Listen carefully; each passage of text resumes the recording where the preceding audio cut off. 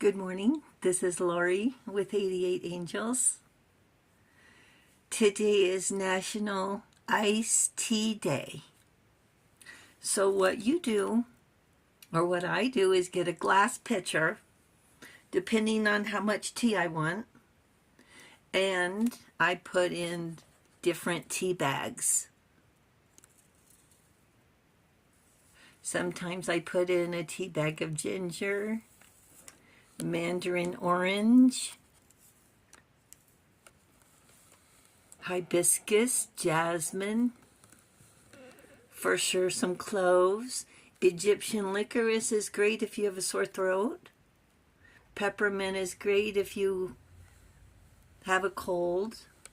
And look, this is a tin. So after you finish the tea, you can put more tea bags in it and use it as a container. Now the jasmine tea is loose, so you put it in the pitcher and then add the water. You can set it in the sun, or you can put the whole pitcher in the microwave if it fits. Okay, I don't pour in boiling water. And then put it in the microwave for, say, 2 minutes. And then let it steep for, 15 minutes, a half hour, however long it takes you getting ready in the morning or whenever you want your tea. And then pour it through a strainer, because you don't want the bits of tea in your mouth. And you know what? Some readers read tea leaves. I don't know how to do that, but I think it's really interesting. And so then you take the tea, you take your glass and you put the ice in it and pour the tea, and you have iced tea. Iced tea with ginger, mandarin orange. You can put the black tea in it if you want caffeine. Use a couple of tea bags of the green tea. It is so good. It's so good. Let's look at our cards. Hakamia is our guardian angel from June 6th through June 10th. Our strength card with loyalty. The truth will prevail. That's what Hakamia says. The truth will prevail with integrity. The raising God. Loyalty. Delivery from those who seek to oppress brings victory. We seem to be going through it. Might want to just hang this card up to look at it every day. Brings victory. Delivery from those who seek to oppress. Truth will prevail with strength. It's a powerful card and powerful meaning. This card is the Ten of Wands. Doesn't it look creepy?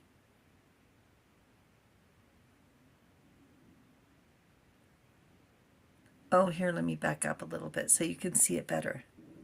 There you can see it. It looks like a tree. It is a tree. And these little things right here, these are the fruits of the tree. Ten of Wands is maybe we bit off more than we could chew. I don't think we could have bit off more than we can chew, because we've been led here.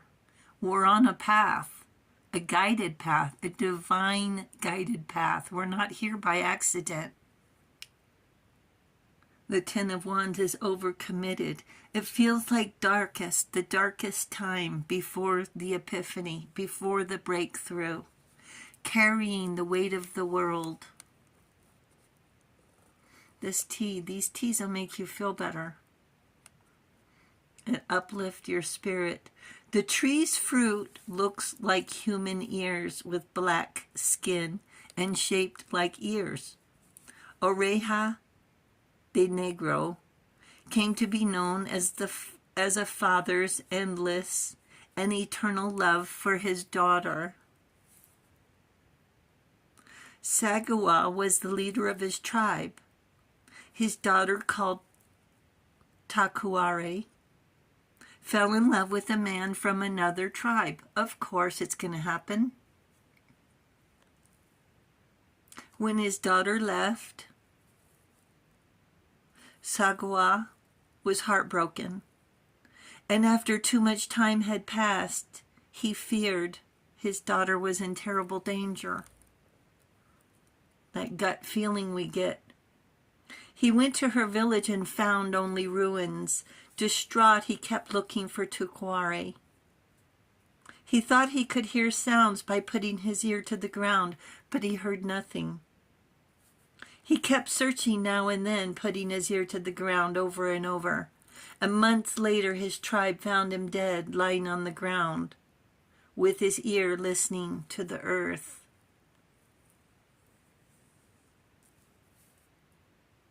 His body was fixed to the ground. His tribe couldn't move him. They buried him then and there. A plant grew from the ground, becoming a tree. The tree was named Oreja de Negro, Oreja de Negro, also known as the Timbo tree. The tree is real. The story is legend. But what if? But what if?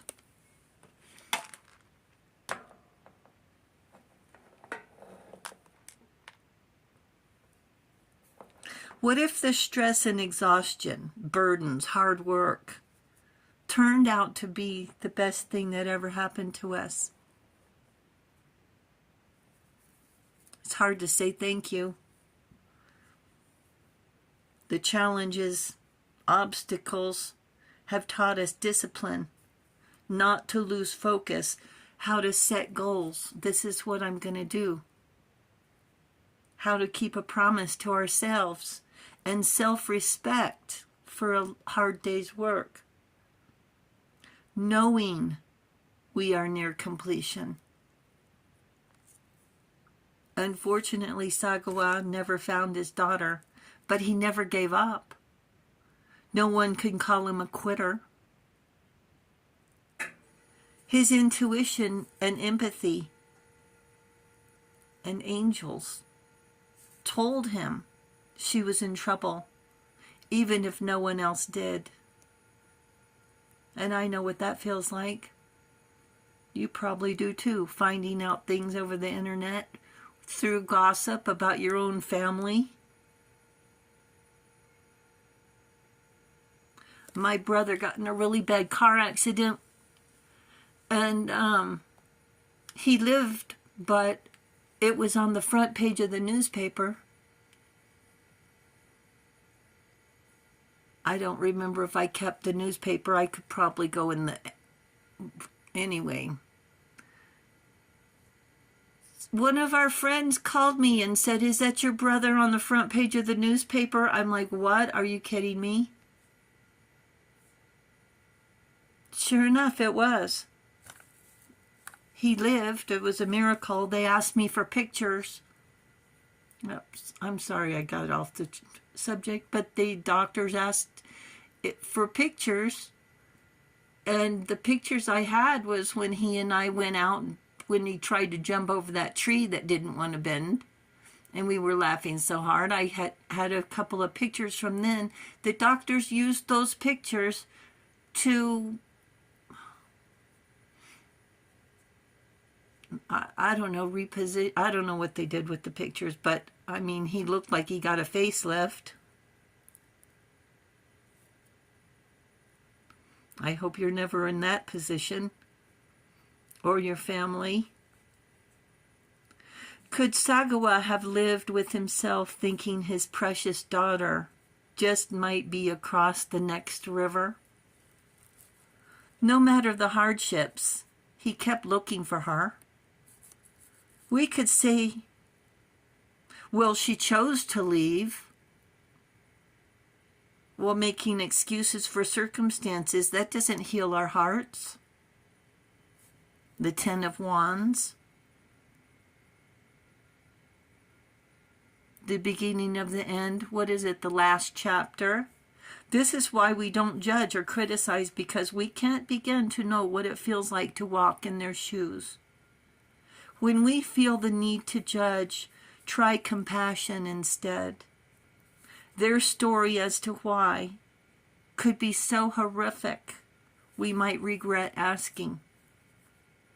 And don't question their motive, and we do the best we can to help ease the load.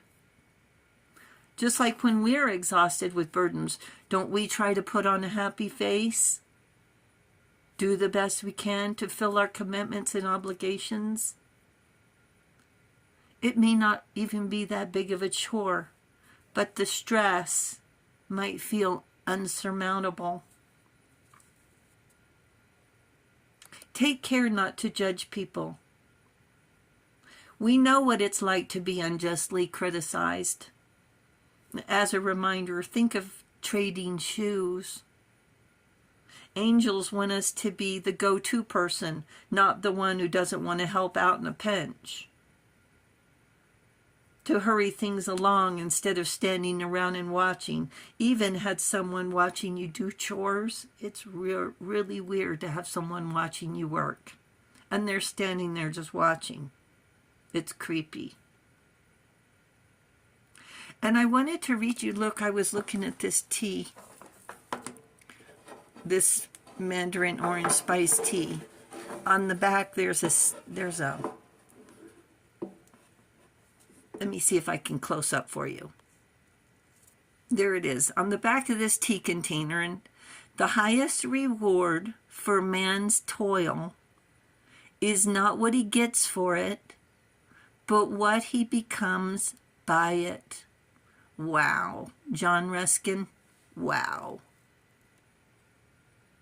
The angels say there's a higher plan, and you're it. Thank you, angels. Thank you, viewers and subscribers, and thank you for hitting the subscribe button. You guys are unbelievably awesome. Thank you so very much for hitting that subscribe button, and we appreciate it. And I will talk to you soon. I love you. Bye.